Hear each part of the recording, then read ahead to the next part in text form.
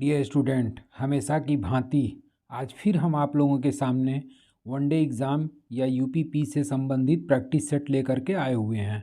और ये practice set पहले मैं आप लोगों को अपने टेलीग्राम चैनल गिरी सर क्लासेस पे पहले भेज देता हूँ, और उसके बाद से जो भी इसको आप लोग अपने से स्वयं सॉल्व करिए, और जो भी क्वेश्चन में प्रॉब्लम या दिक्कत आती है उसको व्याख्या सहित उसी के बाद से कुछ समय के पश्चात मैं इसका पूरा सलूशन उसी चैनल पर, गिरी सर क्लासेस चैनल पर, टेलीग्राम चैनल पे मैं आप लोगों को ये सलूशन भी भेज देता हूँ। तो पहले आप लोग इसको प्रैक्टिस करने की कोशिश करिए कि 38 क्वेश्चन में कितने जी के जीएस के क्वेश्चन को आप सॉल्व कर लेते हैं।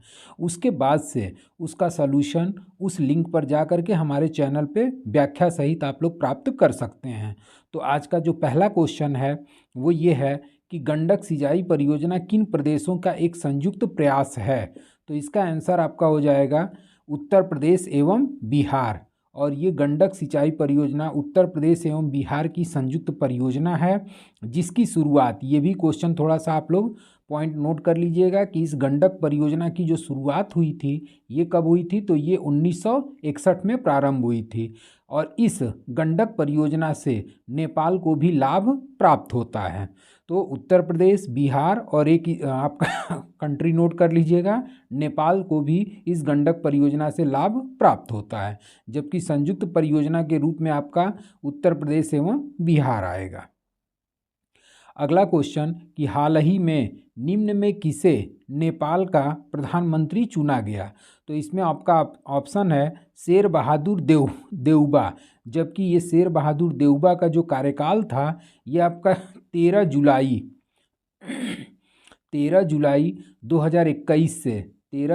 2021 से इनका जो कार्यकाल था वो 26 दिसंबर 2022 तक था, 26 दिसंबर 2022 तक। और उसके बाद से शेर बहादुर देउबा के बाद जो वर्तमान और ये वर्तमान में जो नेपाल के प्रधानमंत्री हैं वो पुष्पकमल दहल हैं, पुष्पकमल दहल। और ये जो पुष्पकमल दहल जो हैं ये वर्तमान में नेपाल के क्या हैं, प्रधानमंत्री हैं। और इनका कार्यकाल 26 दिसंबर 2022 से प्रारंभ हुआ। और ये पुष्पकमल दहल जो है ये पांचवी बार नेपाल के प्रधानमंत्री चुने गए। तो इसमें ऑप्शन के हिसाब से आपका इसके पहले शेर बहादुर देउबा थे, और वर्तमान अगर पूछेगा तो वर्तमान में पुष्पकमल दहल जो 26 दिसंबर 2022 को अपना पदभार ग्रहण किए। और ये पुष्पकमल दहल जो है नेपाल के 5वीं बार प्रधानमंत्री के पद पर सुशोभित हुए। अगला क्वेश्चन आता है कि उस मुगल महारानी का नाम लिखिए जिनका नाम सभी मुगल फरमानों के सिक्कों पर लिखा जाता था। तो इसका आंसर हो जाएगा आपका नूरजहां। और ये जो नूरजहां थी ये सभी मुगल सिक्कों के फरमानों पर इसका नाम लिखा जाता था। और इसी नूरजहां का जो मूल नाम था ये मूल नाम आपका मेहरू निशा था, मेहरू निशा। इसको भी नोट कर लीजिएगा, ये भी क्वेश्चन आपके परीक्षाओं में पूछता है। अगला क्वेश्चन आता है कि चंबल नदी किन राज्यों से होकर बहती है। चंबल नदी किन राज्यों से होकर बहती है। तो चंबल नदी आपका आंसर हो जाएगा उत्तर प्रदेश। और ये चंबल नदी सबसे पहले आपका मध्य प्रदेश के माहू के समीप, मध्य प्रदेश के माहू के समीप विंध्य श्रेणी की एक पहाड़ी है जिसका नाम है जाना पाव पहाड़ी। और इसी जाना पाव पहाड़ी से ये निकलती है, और निकलने के बाद ये आपका राजस्थान में प्रवाहित होते हुए उसके बाद उत्तर प्रदेश में प्रवेश करती है। और उत्तर प्रदेश में इटावा ज़िले में यह किस में मिल जाती है, तो इटावा ज़िले के पास यह जो है यमुना नदी में मिल जाती है। तो इस तरीके से चंबल नदी जो है वो आपका मध्य प्रदेश से निकली, फिर राजस्थान में घुसी, और राजस्थान में घुसने के पश्चात उत्तर प्रदेश में आई, और उत्तर प्रदेश के इटावा जनपद में यह यमुना नदी से क्या हो जाती है, मिल जाती है। और इसकी लगभग कुल लंबाई आपका 1050 किलोमीटर है। अगला क्वेश्चन कि जेवर हवाई अड्डा का निर्माण कहाँ किया जा रहा है। तो ये जेवर हवाई अड्डे का निर्माण आपका गौतम बुद्ध नगर में किया जा रहा है। और ये जेवर हवाई अड्डा जो है गौतम बुद्ध नगर में निर्मित हो रहा है। और इस तरीके से अगला क्वेश्चन ये बन जाता है कि उत्तर प्रदेश में कुल कितने अंतर्राष्ट्रीय हवाई अड्डे हैं। तो यूपी में कुल अंतर्राष्ट्रीय हवाई अड्डों की संख्या 5 है। और ये भारत का पहला राज्य है जहां पर सर्वाधिक इंटरनेशनल एयरपोर्ट स्थापित हो चुके हैं, जिसमें 5 में आपका पहला वाराणसी, और वाराणसी में आपका लाल बहादुर शास्त्री इंटरनेशनल एयरपोर्ट, उसके बाद से लखनऊ है, लखनऊ के बाद से आपका कुशीनगर, और कुशीनगर के बाद आपका जेवर हो गया, और अभी हाल फिलहाल में आपका अयोध्या में महर्षि वाल्मीकि इंटरनेशनल एयरपोर्ट का उद्घाटन किया गया है। तो इस तरीके से उत्तर प्रदेश में वर्तमान समय में आपके कुल अंतर्राष्ट्रीय हवाई अड्डों की संख्या 5, जिसमें वाराणसी हो गया, लखनऊ हो गया, कुशीनगर हो गया, अयोध्या हो गया, और आपका एक ये जेवर का निर्माण गौतम बुद्ध नगर में हो ही रहा है। और ये भारत का पहला राज्य है जहां सर्वाधिक इंटरनेशनल एयरपोर्ट 5 स्थापित किए जा चुके हैं। अगला क्वेश्चन कि निम्न में कौन सा अंतर्राष्ट्रीय विकलांग दिवस के रूप में मनाया जाता है? तो इसका आंसर हो जाएगा आपका 3 दिसंबर, और प्रत्येक वर्ष 3 दिसंबर को अंतर्राष्ट्रीय विकलांग दिवस के रूप में मनाया जाता है।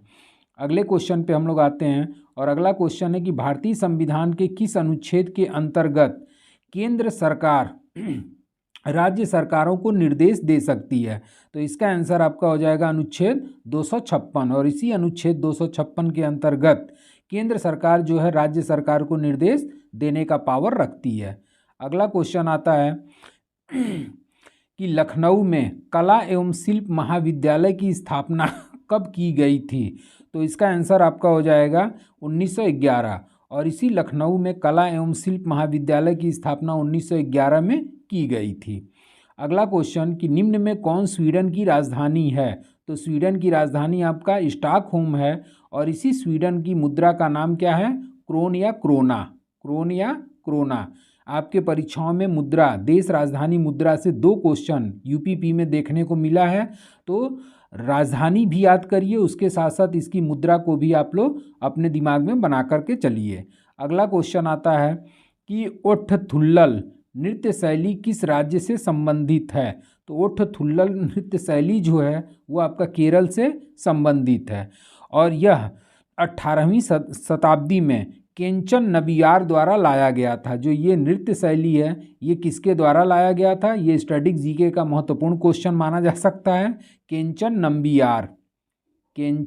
नंबियार के द्वारा इसको लाया गया था, और इस नृत्य में आपका इडक्का और मृदंग, ये भी नोट कर लीजिएगा कि इस नृत्य में इडक्का और मृदंग नामक वाद्य यंत्रों का प्रयोग किया जाता है।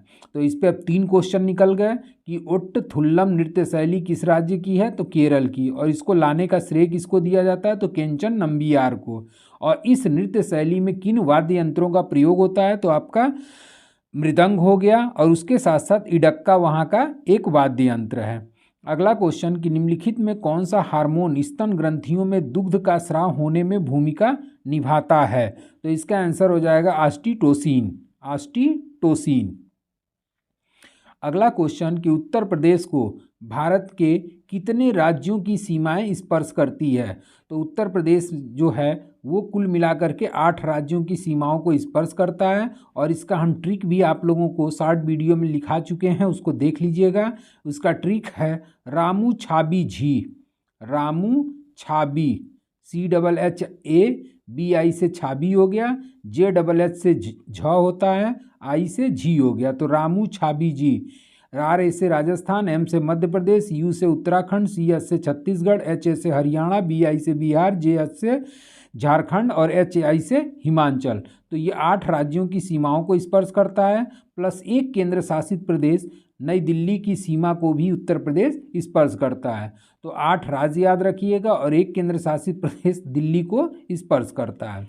अगला क्वेश्चन कि निम्न में कौन सा पदार्थ खाने की वस्तुओं के परिरक्षण में प्रयोग होता है? तो इसका आंसर आपका हो जाएगा C, सोडियम बेंजोएट। और ये सोडियम बेंजोएट जो है ये खाद्य परीक्षण में इसका प्रयोग किया जाता है। अगला क्वेश्चन कि निम्न में किस अभिनेत्री को पद्मश्री पुरस्कार 2020 के लिए चुना गया? तो इसका आंसर हो जाएगा आपका कंगना राणावत। और ये जो आपका पद्मश्री पुरस्कार है ये नागरिक पुरस्कारों के क्रम में चौथा सबसे बड़ा पुरस्कार के रूप में जाना जाता है। अगला क्वेश्चन कि इलेक्ट्रिक स्टोव का आविष्कार किसने किया? तो इलेक्ट्रिक स्टोव का आविष्कार करने वाले जो व्यक्ति हैं वो लॉयड ग्रोफ हैं, और इन्हीं लॉयड ग्रोफ कैपमन के द्वारा 1906 में इलेक्ट्रॉनिक स्टोव का निर्माण किया गया या इसका आविष्कार किया गया था। अगला क्वेश्चन कि माइक्रोसॉफ्ट पावर पॉइंट में आप यह सुनिश्चित करना चाहते हैं कि आपकी कंपनी का प्रतीक चिन्ह लोगो किसी प्रदत्त प्रस्तुतिकरण में सभी स्लाइड के ऊपरी दाएं कोने पर दिखाई दे। ऐसा करने के लिए आपको निम्नलिखित में किस व्यू का प्रयोग करना होगा? तो इसका आंसर आपका हो जाएगा स्लाइड मास्टर, स्लाइड मास्टर। अगला क्वेश्चन कि doctor BR Ambedkar Uttar Pradesh police academy कहाँ स्थित है? तो इसका आंसर हो जाएगा आपका मुरादाबाद। अगला क्वेश्चन कि माई प्रेसिडेंशियल ईयर का लेखक कौन है? तो माई प्रेसिडेंशियल ईयर के लेखक हैं आपके R वेंकट रमन, और ये R वेंकट रमन जो हैं ये राष्ट्रपति के पद पर सुशोभित हुए थे, और इसी R वेंकट रमन के द्वारा माई प्रेसिडेंशियल ईयर नामक पुस्तक लिखी गई थी। एक क्वेश्चन और आप लोग ध्यान दीजिएगा कि राष्ट्रपति का क्रम का भी आपका क्वेश्चन उठ जाता है, या क्रम के साथ साथ 3-3 का पेयर देता है। जैसे कि आपका एक क्वेश्चन इस तरीके से दिखाई दिया परीक्षाओं में कि भारत का 9वां राष्ट्रपति कौन हुआ, या फिर 3-3 राष्ट्रपति का पेयर दे देगा और उन राष्ट्रपतियों का सही क्रम व्यवस्थित करें।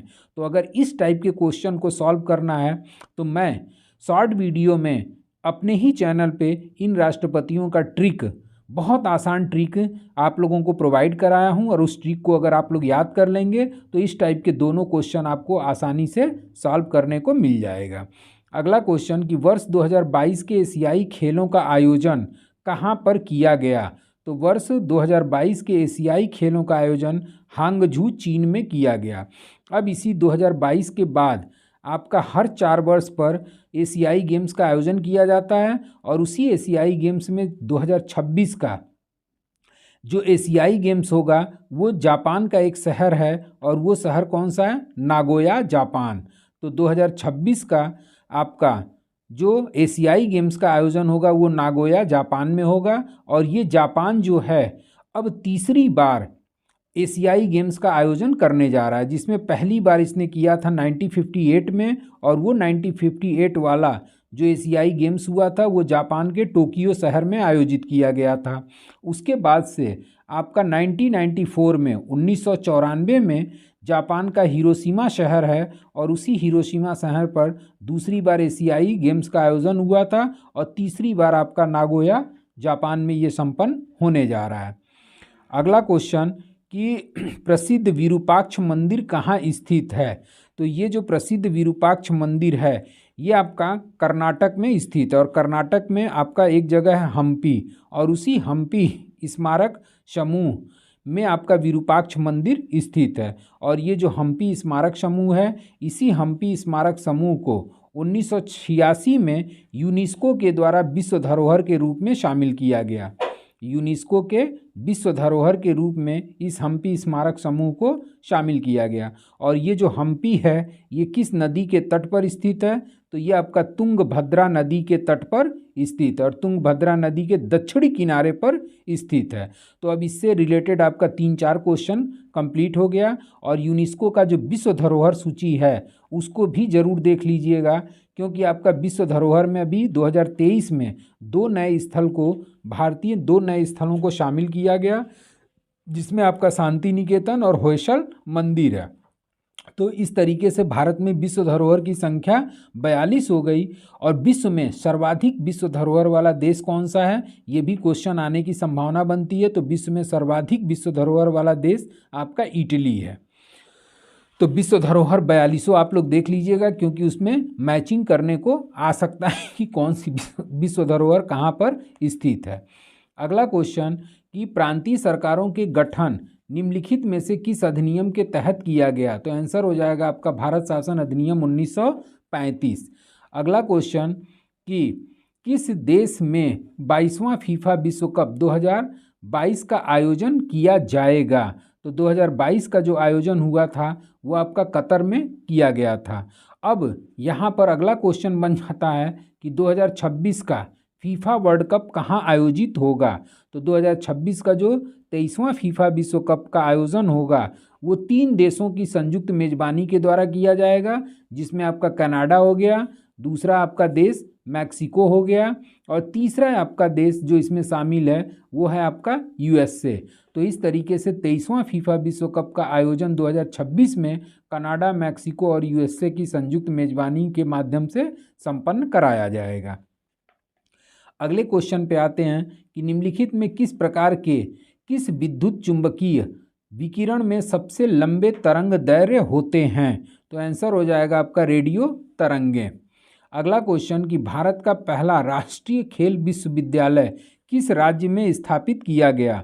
तो इसका आंसर हो जाएगा आपका मणिपुर, और इसी मणिपुर में आपका 2018 में भारत का पहला राष्ट्रीय खेल विश्वविद्यालय की स्थापना की गई। अगले क्वेश्चन पे आते हैं कि संयुक्त राष्ट्र महासभा का अध्यक्ष चुने जाने वाली एकमात्र महिला भारतीय कौन थी? तो आंसर हो जाएगा आपका विजय लक्ष्मी पंडित, और ये विजय लक्ष्मी पंडित 1953 में संयुक्त राष्ट्र संघ के महासभा की अध्यक्ष चुनी जाने वाली प्रथम महिला हैं। अगला क्वेश्चन कि शुद्ध राष्ट्रीय उत्पाद प्राप्त करने के लिए हम सकल राष्ट्रीय उत्पाद से क्या घटाते हैं? तो इसका आंसर आपका हो जाएगा ए मूल्य ह्रास, और इसी सकल राष्ट्रीय उत्पाद से लागत के मूल्य में होने वाले मूल्य ह्रास को घटा देने के बाद जो शेष बचता है उसी से हमको क्या प्राप्त होता है? तो एनएनपी प्राप्त होता है। एनएनपी का मतलब नेट नेशनल प्रोडक्ट। अगला क्वेश्चन कि सागर तट के निकटवर्ती स्थानों पर सागर की ठंडी हवाएं कब उठने लगती हैं? तो इसका आपका आंसर हो जाएगा आधी रात के बाद। अगला क्वेश्चन कि पानी की बूंदों का तैलीय पृष्ठ पर न चिपकने का कारण क्या होता है? तो इसका हो जाएगा आसंजक बल का अभाव, और इसी आसंजक बल के अभाव के कारण पानी की बूंदों का तैलीय पृष्ठ पर न चिपकने का प्रमुख कारण होता है। अगला क्वेश्चन कि रविन्द्रनाथ टैगोर ने अपनी नाइटहुड की उपाधि किस कारण से त्याग दिया था?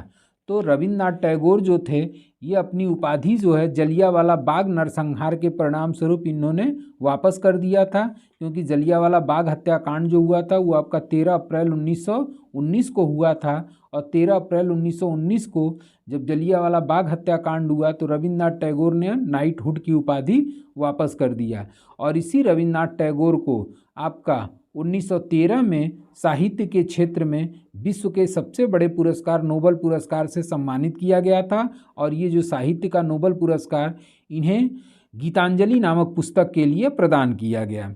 अगला क्वेश्चन कि किस अर्थशास्त्री ने भारत में सबसे पहले वैज्ञानिक दृष्टि से राष्ट्रीय आय की गणना किया? तो आंसर हो जाएगा VKRB राव, और इसी भारतीय अर्थशास्त्री VKRB राव के द्वारा पहली बार वैज्ञानिक दृष्टि से इनके द्वारा राष्ट्रीय आय की गणना की गई थी। अगला क्वेश्चन कि उत्तर प्रदेश के पूर्वी भाग में किस मिट्टी के ऊपर हार मिट्टी भी कहा जाता है? तो आपका आंसर हो जाएगा आपका आंसर बांगर मृदा, और इसी बांगर मृदा को ऊपर हार मृदा के नाम से भी जाना जाता है, जो उत्तर प्रदेश के पूर्वी भागों में पाई जाती है। अगला क्वेश्चन कि इसरो का मास्टर नियंत्रक सुविधा कहाँ स्थित है? तो इस इसरो का जो मास्टर नियंत्रक सुविधा है वो आपका कर्नाटक में स्थापित किया गया है, और यह जो है आपका कर्नाटक के कहाँ पर स्थापित किया गया? तो कर्नाटक के हासन नामक स्थान पर इसरो के मास्टर नियंत्रक सुविधा को स्थापित किया गया है। अगला क्वेश्चन कि कहाँ खाद्य तथा कृषि संगठन का मुख्यालय स्थित है? तो खाद्य तथा कृषि संगठन का मुख्यालय रोम में स्थित है, और इस खाद्य तथा कृषि संगठन के मुख्यालय के साथ साथ अन्य मुख्यालय को भी बहुत ही इजी तरीके से मैं आप लोगों को ट्रिक के रूप में शॉर्ट वीडियो में पढ़ाया हुआ हूं, और उस शॉर्ट वीडियो को अगर आप लोग टच कर लेंगे तो गारंटी देते हैं कि फिर उसके बाद से मुख्यालय जल्दी आपको भूलेगा नहीं। अगला क्वेश्चन कि उत्तर प्रदेश के अयोध्या नगर किस नदी के किनारे बसा है? तो उत्तर प्रदेश का जो अयोध्या नगर है वो आपका सरयू नदी के तट पर स्थित है। और सरयू नदी के दाएं तट पर या बाएं तट पर स्थित है, तो इसका आंसर हो जाएगा आपका दाएं तट पर स्थित है। दायां और बायां भी कभी कभी पूछ देता है।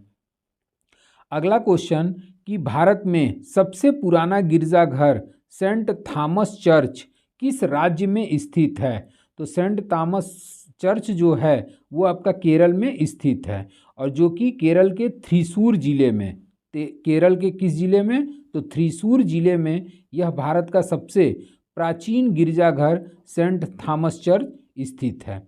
अगला क्वेश्चन कि 200 रुपये के नए नोट के पीछे की ओर किसकी आकृति छपी है? तो आंसर हो जाएगा आपका सांची का स्तूप। और इसी सांची के स्तूप का निर्माणकर्ता कौन था? तो इस सांची के स्तूप का निर्माणकर्ता अशोक थे, और इसी सांची के स्तूप को 1989 में विश्व धरोहर के रूप में शामिल किया गया। अगला क्वेश्चन आपका आता है कि राष्ट्रीय रासायनिक प्रयोगशाला भारत में कहाँ स्थित है? तो राष्ट्रीय रासायनिक प्रयोगशाला जो है वो भारत के पुणे शहर में स्थित है। अगला क्वेश्चन कि नवजात शिशु को ट्रिपल एंटीजन वैक्सीन निम्नलिखित में किन रोगों को प्रतिरक्षित करने के लिए लगाई जाती है? तो ये आपका आंसर हो जाएगा कुकुर खांसी, टिटनेस और डिप्थीरिया।